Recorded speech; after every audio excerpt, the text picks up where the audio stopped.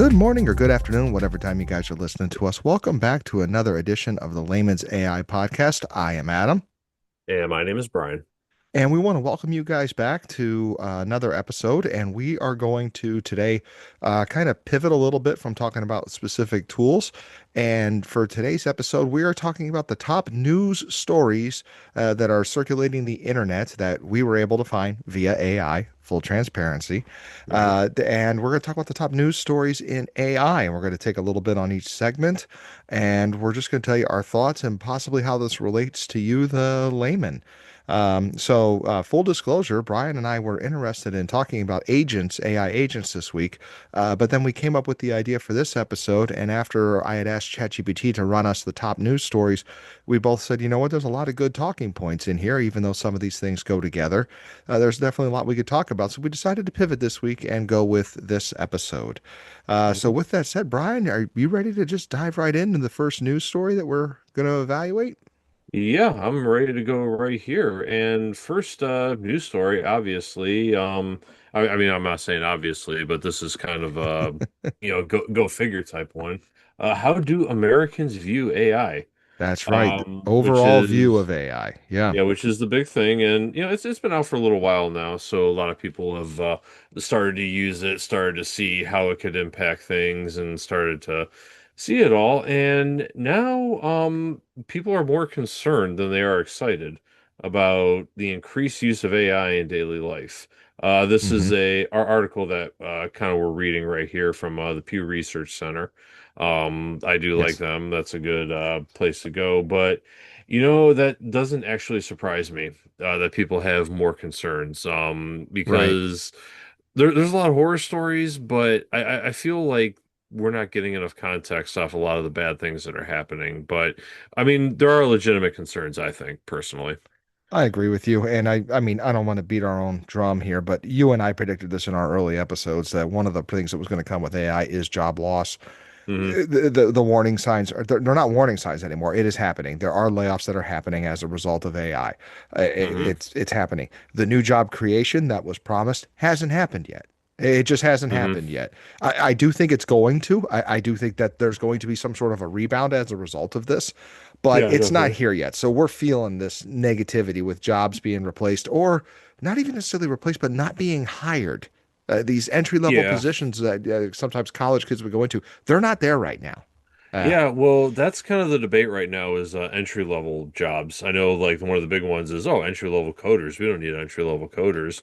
A lot of tech CEOs and tech professionals have actually pushed back on that notion.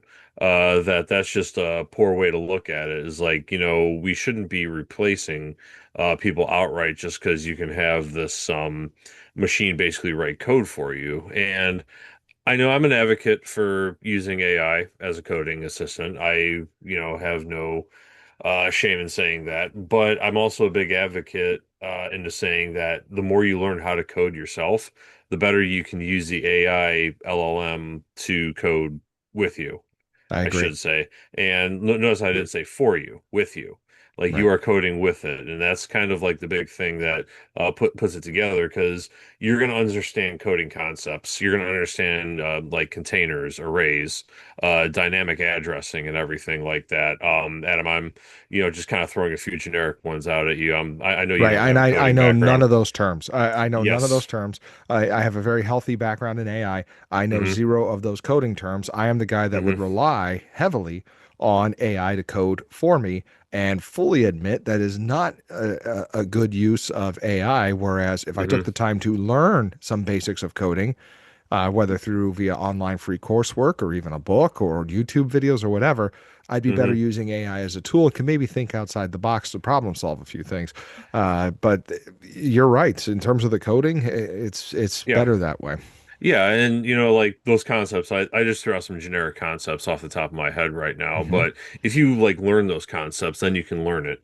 I kind of compare it metaphorically to this. Back in school, we used to learn the multiplication tables, the division tables. We used to write them all out by hand and everything. And we're like, we just have a calculator. We just have a calculator. But the thing is, though, going through all those exercises, it made us use a calculator better. Like we were able to use that tool better. And this is kind of where I think AI goes in this sense right here. Okay, I gotta ask this question. Do you remember when Mhm. our middle school math teachers told us there won't be a calculator in your pocket when you're older? Yes, no, there's a computer in our pocket. Now there's a darn And computer in our pocket. Yeah. yeah, it's I yeah, yeah, wish I it's was, I wish I had the guts to say, "Oh, you're so wrong." oh yeah, definitely. But I mean that's like kind of like the one sort of negative thought. A lot of people are thinking it will erode the human ability to think creatively and form meaningful relationships. I think that there is a genuine concern there I do with as well. everything. The meaningful relationships thing, in particular amongst younger generations, does have me very concerned because I see the loneliness effect that started during COVID. Hmm. And I'm beginning to think it would have happened regardless of COVID. But with that being said, younger generations are choosing to stay in at nights, and not even necessarily talking to each other, but viewing social media because these algorithms are so good to get you to watch. I'll admit sometimes I'm enjoying They it, but I'm suck you also in. they do suck you in, and they're Hmm. awesome. They're awesome Yeah. sometimes. I just go video, Yeah. video, stream, quick scroll, quick scroll. And I've just Hmm. enjoyed myself for about 20 something minutes. But for me, it's 20 something minutes. For these younger people, I'm hearing numbers like 30, excuse me, above 30 minutes, like hours, Hmm. hours. Yeah. And that Yeah. does have me concerned. And I do view AI and the algorithms as a negative in that case. It shouldn't make us addicted to a device or addicted to something like that. Yeah. It And should that be a tool to help us. Yeah, that's the whole thing. And I mean, really, a lot of times you just gotta go walk around your neighborhood. You remember Yes. neighborhoods used to be alive. Like everyone's like jumping Oh my around, gosh. running around. Used Yeah. to be like, all right, I'm going to find my friends. You just walk out the front door and walk down the street. Yeah. And hey, there's my friends. And it's You like, knew where they okay, I were got because that's where all the bikes were. yeah, exactly. And now you're like Yeah. finding your friends. It's like, okay, who's on the chat? Who's on, who's talking here? And you're like get sucked into a device. And Hmm. I mean, it's happened to me a lot too, and it's happened to a lot of us that, grew up without this. Now we suddenly have it. But it's kind of it kind of has done that a lot. And I don't know if AI has done it specifically, but more like technology. But the more sentient AI bots appear, Hmm. that could get more dangerous though. And we talked about in a previous episode an entity like Tilly Norwood. Hmm. That could be a problem too in terms of negativity because you're not just talking Hmm. the job loss that we talked about. You're talking that emotional human connection that we're talking about. What Hmm. happens if somebody does feel it towards an AI? So, I don't want to call it a subject, but an AI entity. Yeah. It's becoming more and more possible and scary Hmm. at the same time. Yeah, I know. And it just makes me wonder if like live entertainment is going to make a bigger comeback. I think we discussed before I think community it is. theaters, like, I think it because is. because like I go to the magicians, like you used to see the guys on TV make a building Oh, disappear. That they did show how that's done, and spoiler, the audience is in on the whole thing whenever you see those crazy ones. I'm But shocked. yeah, but you're still impressed when somebody does a little sleight of hand right in front of your face. Hmm. Like if someone does like a crazy sleight of hand right there, you're like, whoa, what happened right there? It's still Yeah. impressive, and I think that could bring it back. And another funny thing I was actually hearing about is a lot of Gen Z. They're starting to listen to vinyl. They're starting to get dumb Hmm. phones now, and they're starting to, you Yes. know, wonder what the mall life was like back in the day and everything. And Hmm. I'm like, you know what? I like this. I like them to like Yeah. kind of see the world that they didn't grow up in, that we, Yeah. half grew up in, I say. Well, we did grow Yes. up in that world. We grew up in the world, but we also had the Yeah. booming technology alongside us, which has been kind of helpful to us. Yeah, that's that was always an interesting one. So, it could boomerang if people are, sick of being tied to a machine, but here's kind of one thing kind of two more points in this. Most Americans don't support AI in personal matters, but they support it to heavy data analysis, which I think is the best way to go with AI is like heavy I data, concur. It's a very good everything. use tool. It can dissect the data. It can do a SWOT analysis for you. And in my opinion, I don't see a ton of hallucinations when I ask it to do a data set or when I ask Hmm. it to analyze a data set, because I've been very specific with what I gave it. If something's wrong in it, chances are it's the data I gave it as opposed to the analysis that it does. Yeah, definitely. So I think that's like one of the big thing is like keep it to the machines, but keep it out of our personal lives. Yep. And it's being able to tell if pictures or videos were made by AI. It's getting scary, and It is people don't trust their eye. And I've been a big advocate for tools like GPT Zero, because they can identify um the text. like AI text, AI image generation, and AI music generation, video, etc., a lot better. So I think the development of those types of tools is much more critical, Hmm. personally. I also think though there should be some sort of a label on them because when Hmm. I see these come up. Or I actually had a friend text me the other day. He said, "Do you think this is real?" And it was a cougar stealing a baby off of a front porch, getting caught on a Ring camera. And I'm like, "No, that is clearly not real." But it did look real at first glance. But I'm like, a cougar? No, that would have been all over the news. Yeah. I couldn't find anything on it, but it took me a couple steps to realize that it was fake. It wasn't like Yeah. immediate. Although I do Yeah, think, what are the odds of a cougar stealing a child off the front porch, yeah, unattended child off the front porch? yeah, exactly. That's kind of an interesting one right there. But Yeah. either way, what's the next news story, Adam? So, number two, news story number two, and this piggybacks a tiny bit off of last week's episode. Hmm. Nearly 60% of consumers use AI to help them shop. Boy, does Mm. that scream capitalism. So, listen to this one. Yep. The University of Virginia Darden report shows that consumers increasingly rely on AI for shopping recommendations, even more than friends and family. I got to admit, that kind of was last week's episode. If you're shopping for Basically. Christmas, I'm not calling friends and family saying, "What do you want?" Although I do, they always say the same thing, nothing, you know. Yeah, yeah, Uh, that's kind of the whole thing. Yeah, it's kind of it can kind of go either way. I think like it can be good, it can be kind of it could feel yeah, impersonal, but you can make it personal too. correct. But I love the twist here, Brian. Our first news story was about how people are losing trust in AI, but we Hmm. trusted to shop for us when it comes to Yeah. suggestions.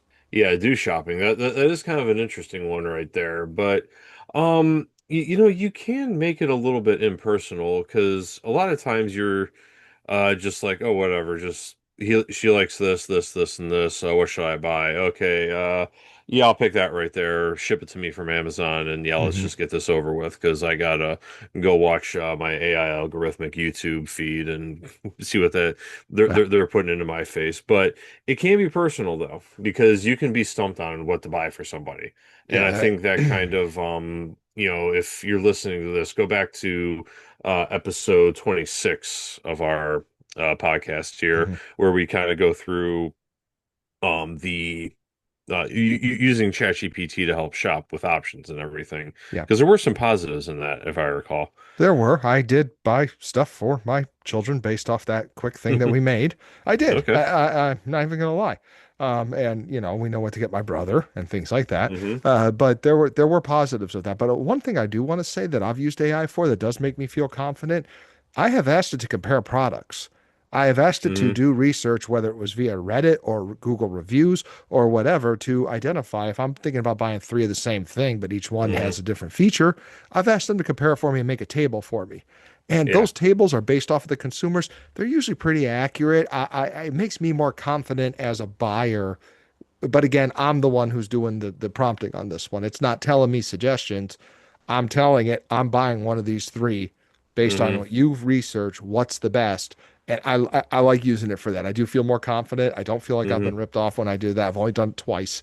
But they were both pretty big purchases, something that was over $500 each. So it was important to me to get a good background before I committed. Yeah, definitely. And a lot of times you're stumped on what to buy somebody. Like you're Hmm. just like kind of stumped on what to buy. Be like, okay, this person likes this, and this. They're into these things. They're doing this, that blah blah blah.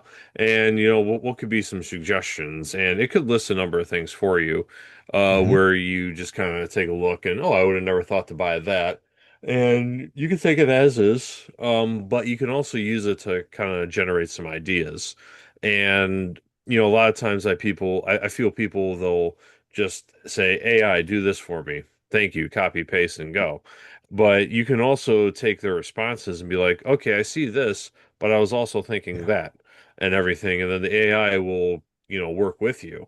And that's where I really think like people like I want the mindset to change that, you're not AI is not working for doing the work for you. AI is working with you. And if you know how to create that best assistant you can for that AI tool, I think that'll go a long way. And this goes with the shopping Agreed. essentially. Yeah. And I think it is I think it is a good tool for that. I Hmm.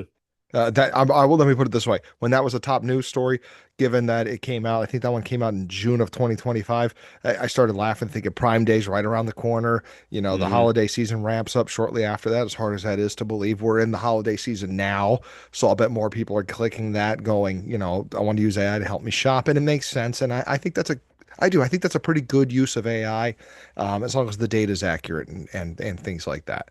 Yeah, Um, exactly. so, should we dive into number three? News story Uh, number y- three. yeah, go for that. All right. Headline: Only half frontline workers use AI at work. Hmm. Um, so this is kind of an interesting one here. Inequality inside companies, poor training, should employers be forced to provide AI literacy, et cetera, et cetera.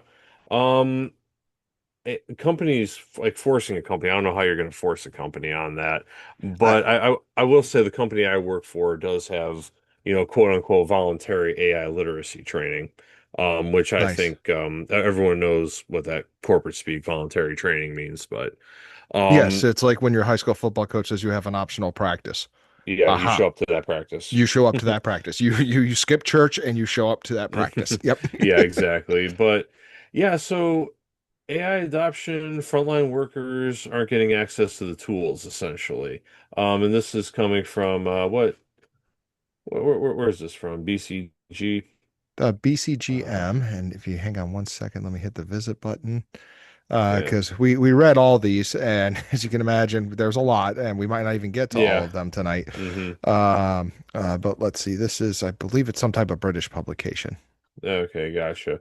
Yeah, yeah, I mean, I did Hmm. look through it. We're not going off crap resources either. We vet Correct. these beforehand.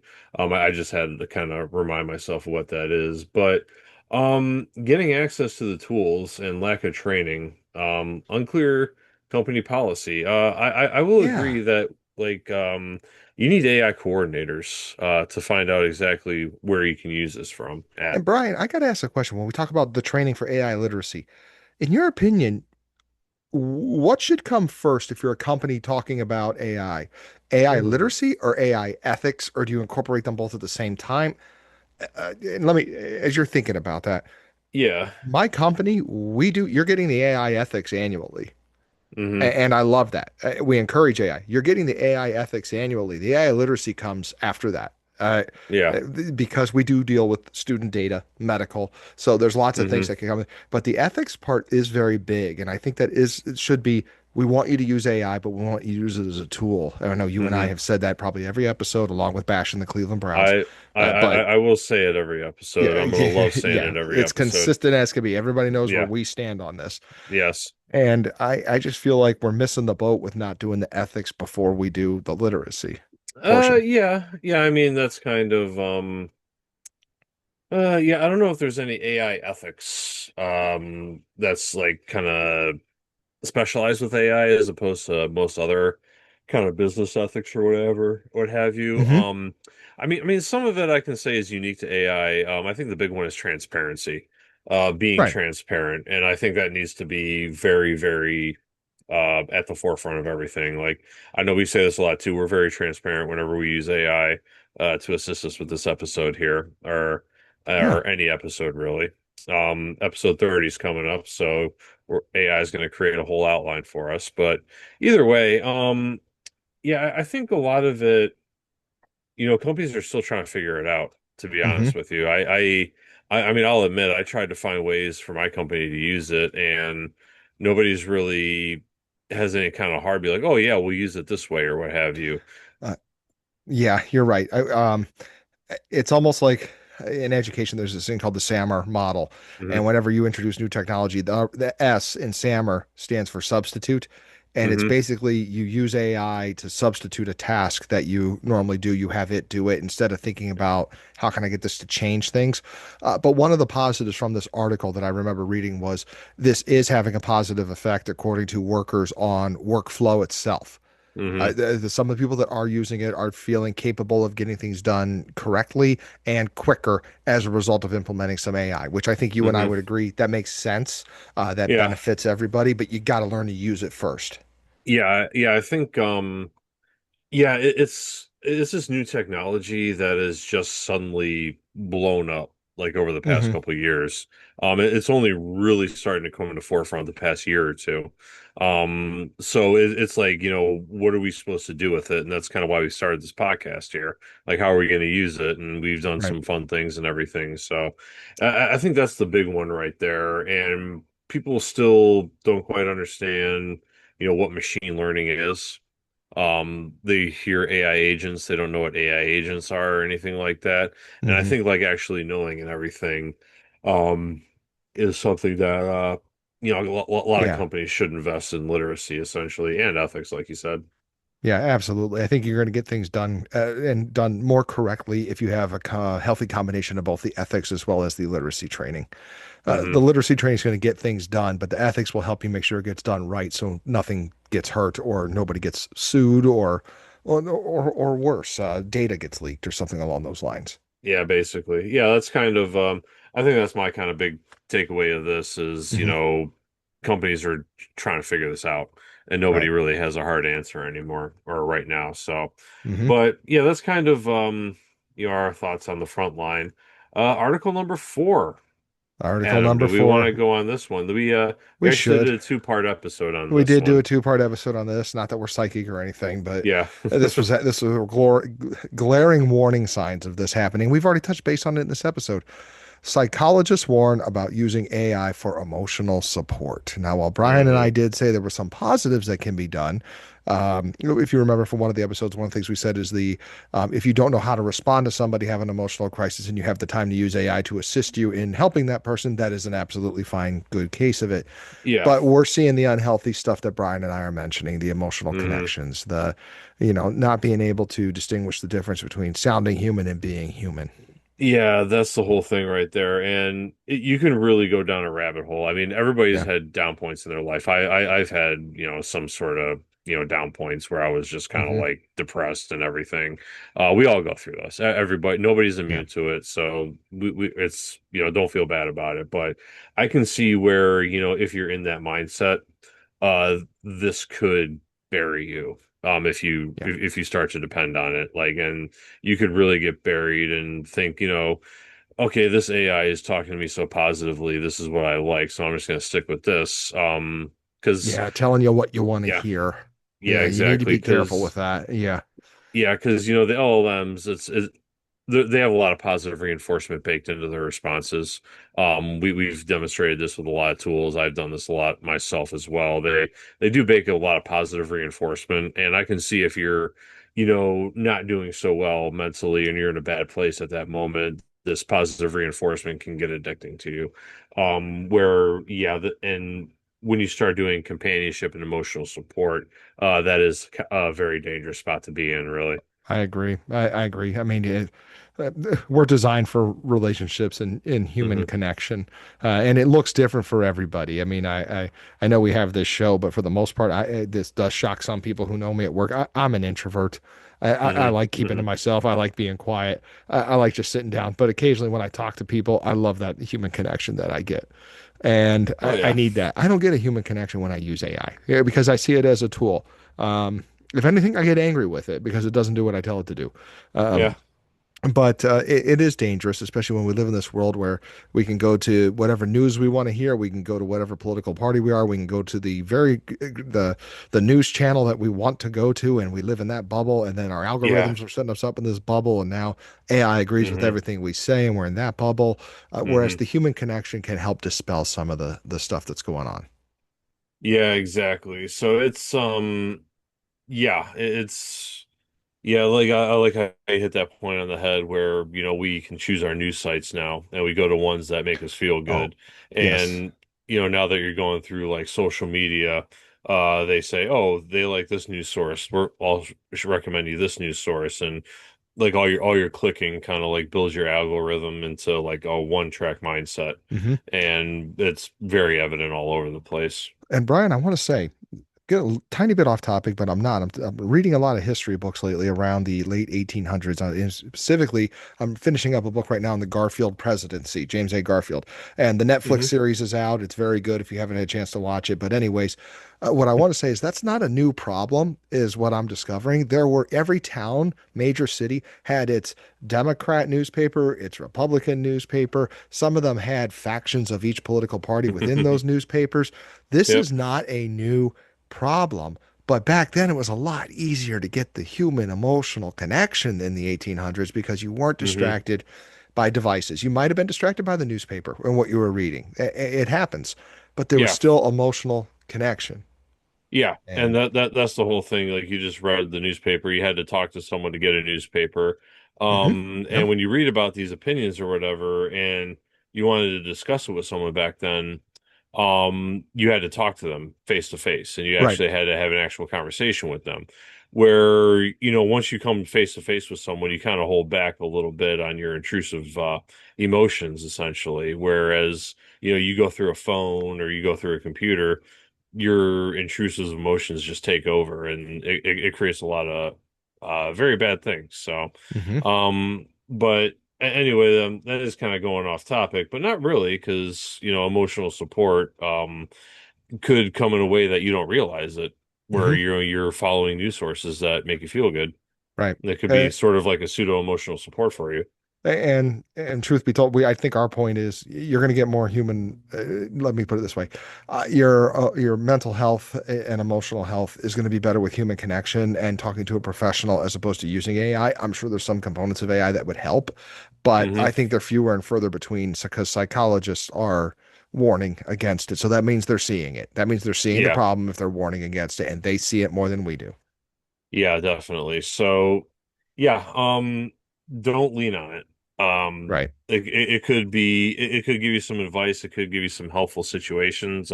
If you have a chance, go back about 10 episodes, maybe. I'm not really sure which one it was, maybe five or Yeah. six. Yeah. Um, Well, I don't think it was we're that long ago, but no, we do the positives and we do the negatives. mhm. So go back and check that out, because that's kind of what we're talking about right here.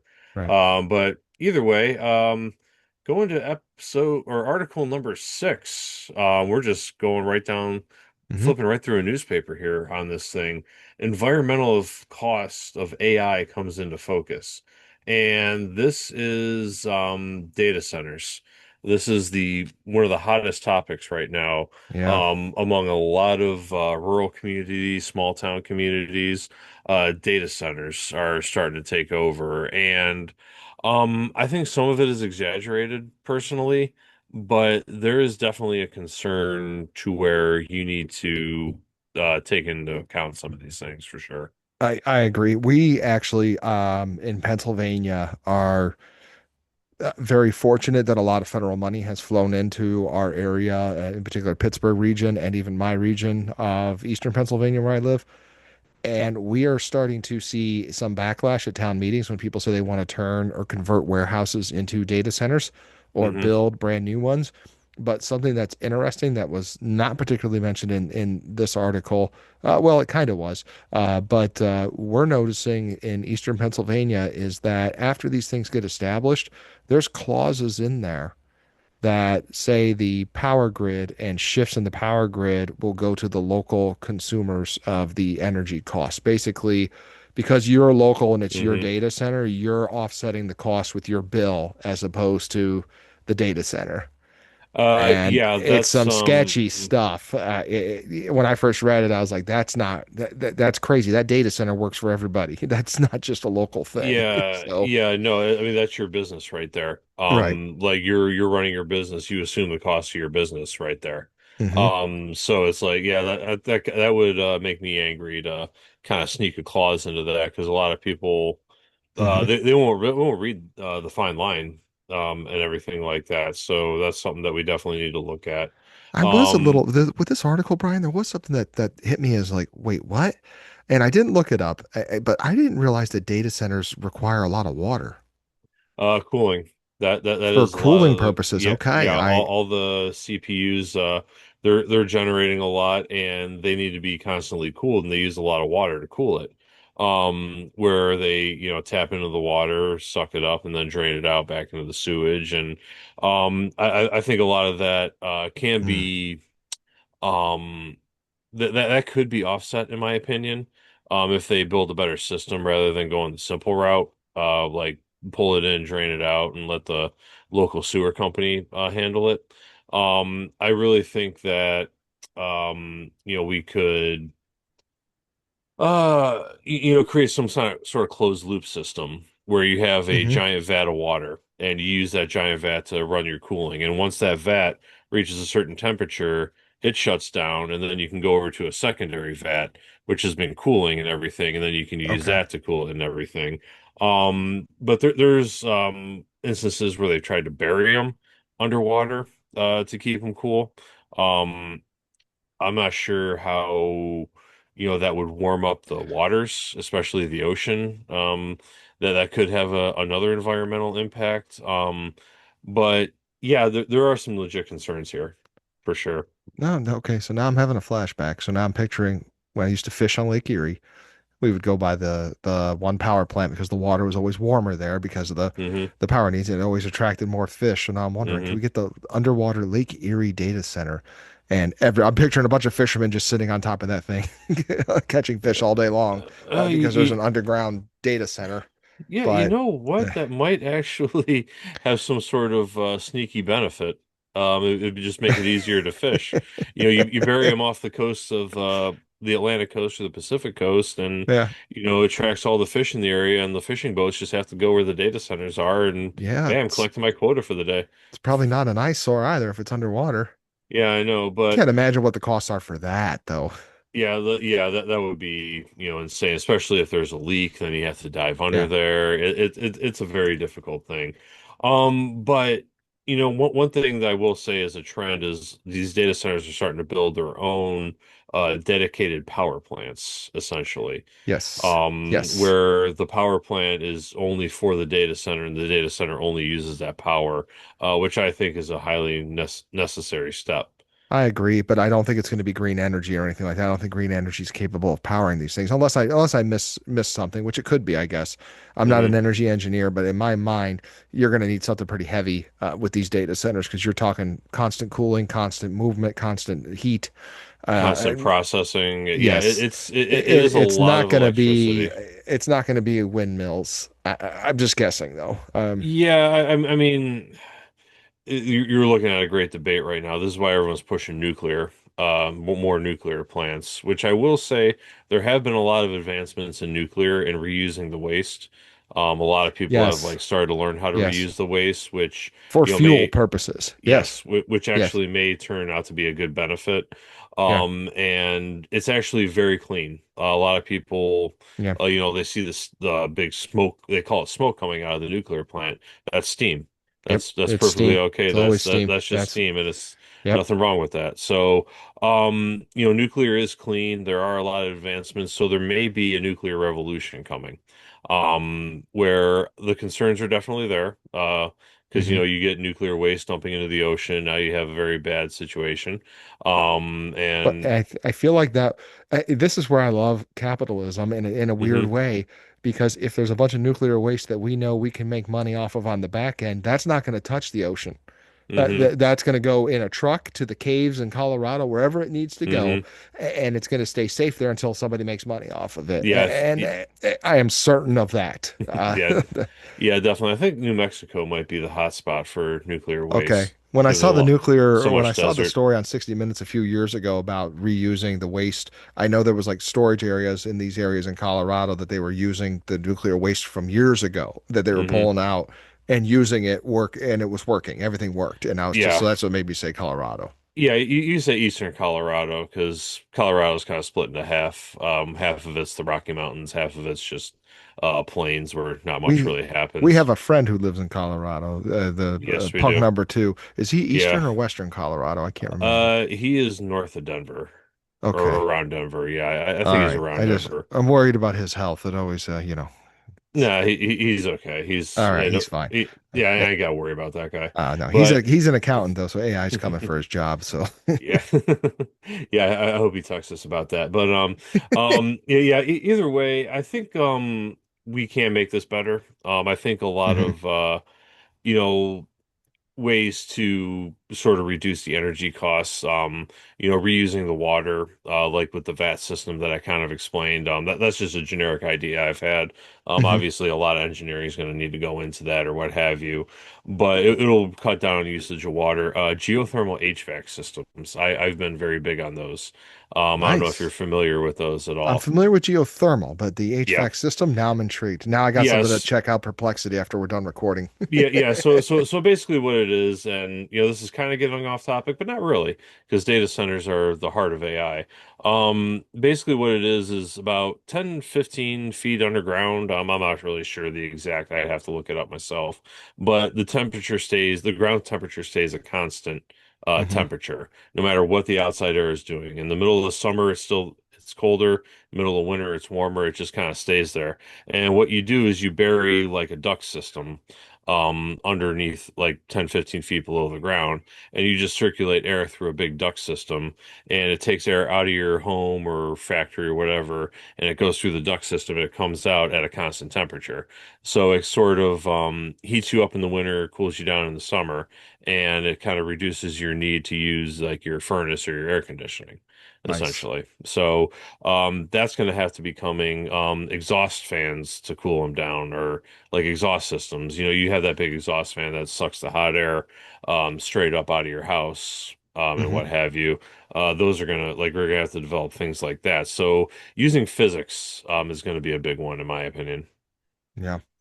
And So AI is good at physics, so hopefully AI can fix this problem yes, we if we can use it we as the tool that it needs eh, to we be. can use AI to analyze the physics of cooling data centers. You know what? If I can come up with that, it's been nice to know you, Adam, but I ain't doing this podcast no more because I'll be I too don't blame rich. you, Brian. And then I'll just be get me too some rich. season tickets to the Browns, and we'll be good.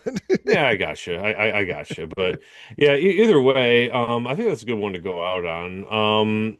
Adam, anything stick out to you in these? Anything you find interesting or? For me, I'm kind of happy with us. Just Hmm. to not to pat ourselves on the back, but you and I have talked about two of these in excess prior to them becoming the big news stories right now. Actually, Yeah. three of these now that I think about it. And Hmm. I am a little bit curious about learning about data centers a little more. Yeah. I want to hear like what kind of economic impact do they have on the area, but I also want to hear the environmental. I want to hear the negative. I want to hear everything. And Yeah. this one, that news story was by the AP News. And Hmm. it scratched the surface for me. It just scratched the surface, and I obviously had quite a few more questions. And it was one of the later articles. By the time you get to article Hmm. number six, you are scanning or skimming. You're not exactly going in Hmm. depth, but those Yeah, were my big exactly. takeaways. Brian, what were yours tonight? Yeah, I think we've touched a lot on these before. And I think Hmm. it kind of makes me feel good that we're tapping into some of the concerns and everything like that. But my big thing is we need to educate ourselves on AI. And I think these AI companies need to put forth a little more effort into getting the correct information out there. Hmm. And I think, the concern with the data centers, it is legit. I don't think we should just Hmm. say, you know what, these people just need to shut their mouths. No, they don't. You need to, come out there and, being transparent about this. If they have concerns, address them. Let's be cordial about this. In today's day and age, it's difficult, but I think like the big thing I think we need to do is like educate ourselves on what AI is, what AI can do, and how we can use AI Hmm. with everything. But Nice. yeah, either way, had fun discussing some news topics today with everyone. I'd like to give everyone a big thank you for taking your time out of your day to listen to us. My name is Brian, And I am Adam. and you have been listening to the Layman's AI podcast, and we will see you next time.